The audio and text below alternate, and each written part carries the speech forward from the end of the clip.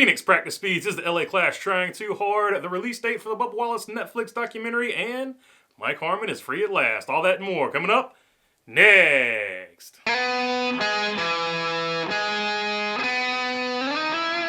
What's up, everybody? If I haven't earned your subscription, hopefully I will earn that subscription today. Okay, it was announced that during the cautions of the Clash at the Coliseum that there would be a DJ.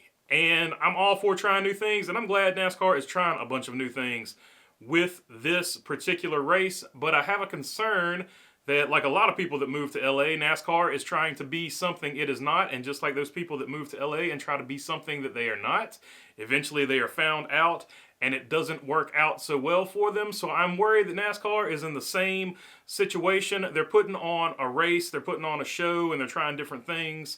But this is not really representative of what NASCAR is. So the people it attracts when they see the other races that don't have a halftime show, don't have a DJ in between cautions, and have a huge, because there's only going to be about 20 cars on the track, and the track's going to be way bigger. This will be the only Coliseum race. So when they see these other races, are they still going to be interested and entertained if what they're coming for this race is the spectacle? Because right now this is coming off more like Monster Jam than NASCAR. So I don't know if you're strictly here for entertainment. This is sort of, they're sort of going a Monster Jam WWE route. But most people that watch this are watching it for sport and the competitive nature of it. So we'll just have to see. I'm glad they're trying some things, but I think, to be honest, they're trying too hard. Just like, when you're trying to date that person that you think's really hot, you try real hard to be this different person. And even if you succeed, you only got about 3 weeks before the real you starts coming out and stuff gets real. I feel like it's going to be the same thing with NASCAR. After this race, the real NASCAR is going to show. So any people that they bring in, it'll be interesting to see what happens. That's all I can say about it. Mike Harmon has won his final appeal with the National Motorsports Appeal Panel, which means the fine has been rescinded and the crew chief is back in action. No suspension for him either. So, in my opinion, common sense won out. If you're not familiar with the situation, Mike Harmon was in a Thanksgiving Day festival at Rockingham. He had his cars out there. He took them for a couple laps around the track. NASCAR deemed that a test, even though he was just trying to gain some more fans for Mike Harmon Racing and for NASCAR. Some of the viewers have brought up that he shouldn't have taken current cars and done laps with it. He should have taken his show car, which is a fair point. And my counterpoint to that is Mike Harmon Racing is a small organization. I don't know for sure that they have a show car, but I don't think that they do. So I think he was just doing the best he could with what he had. Was it a wise decision? Probably not. But at the end of the day, I don't think he had any intent to gain any testing knowledge. And the Court of Appeals found that they felt the same way. So good story, good situation, happy ending at the end of the day for old Mike Harmon. The second day of testing is over with at Phoenix. And there are some different names at the top of the chart. But as to no surprise, like I said, Penske's going to have an advantage at the beginning of the season. And let's look at the top of the chart and see if I'm right. Top in the chart at number 1 was Ryan Blaney with a 27.29. That is the fastest of either of the 2 days.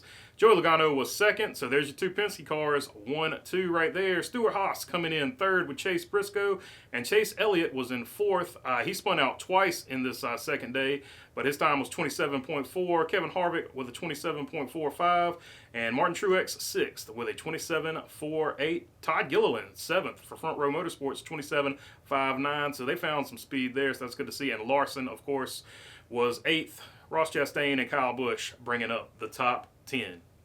And after that second practice, there were some interesting comments. Joey Logano said, if you ever were going to be a rookie, this is the year to do it with this car. So he felt that this car is totally different from anything I guess he's ever driven. But Kyle Larson took another take. He said, yeah, pretty much felt like the same old Phoenix to me. I'm paraphrasing. I don't have the actual quote with me. Then you put on top of that that Chase Elliott spun out twice. Todd Gilliland, I think, also spun out one time.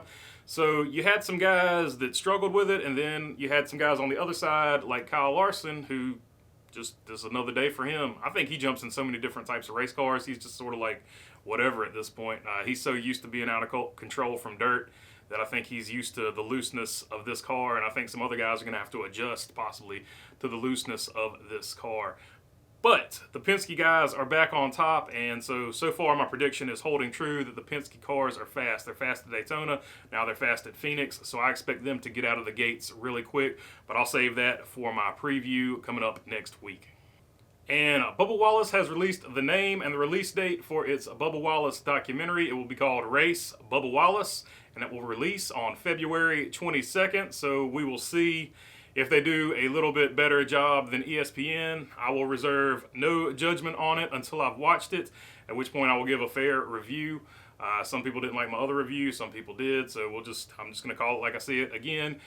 And finally, Ware Racing has announced its road course driver for the number 15. It is Joey Hand. Joey Hand, of course, going to do the road courses.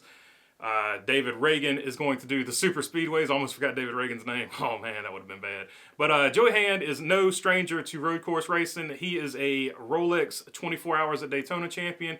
He has won Le Mans, and he has won Sebring a couple of times, and I think he's won that Daytona race a couple of times as well. So they have got an absolute driver there, and of course that linking with Stewart Haas should make them super fast.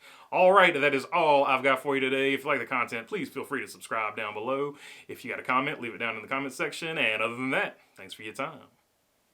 Peace.